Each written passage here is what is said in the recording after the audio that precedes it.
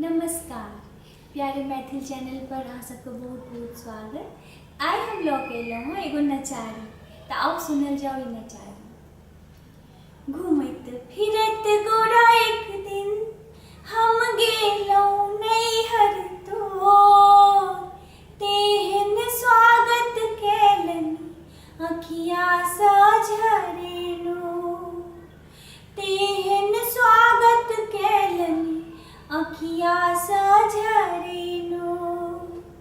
घूमत फिरत गोरा एक दिन हम गेलहुँ नैहर तोर, तेहन स्वागत केलनि अखिया सँ झरेनो। की कहू आहे गौरा भोजन के बात, कुरथी के दालि देलनि कोदो के भात।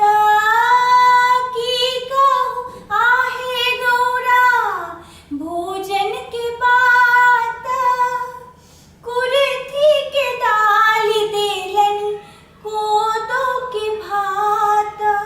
बक बक गारा लागे कंठ फाटे लागल मोर, तेहन स्वागत केलनि अखिया सँ झरेनो, तेहन स्वागत केलनि अखिया सँ झरेनो।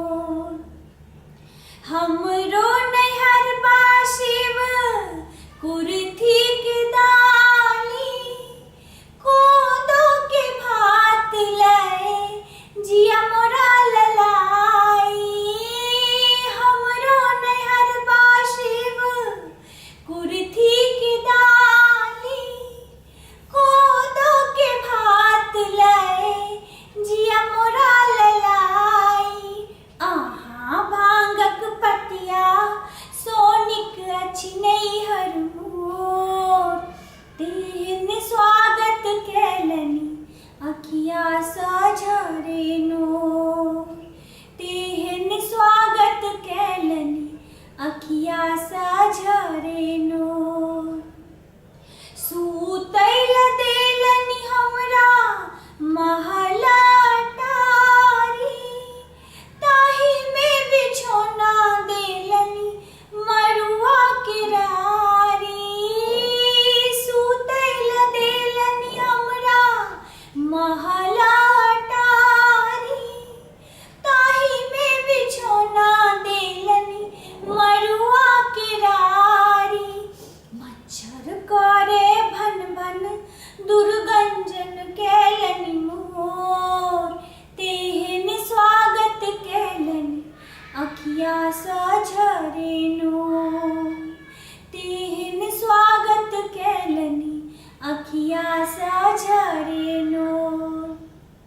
जुनि करू आहे शिव एतेक बुराई, दूसल शिव जी के टूटल मड़ाई।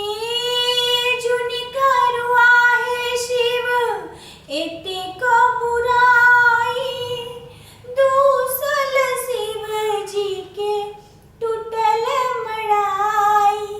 अहाँ बसहा बरदिया सोनिक अछि नैहर मोर, अहाँ बसहा बरदिया सोनिक अछि नैहर मोर, तेहन स्वागत केलनि अखिया सँ झरेनो।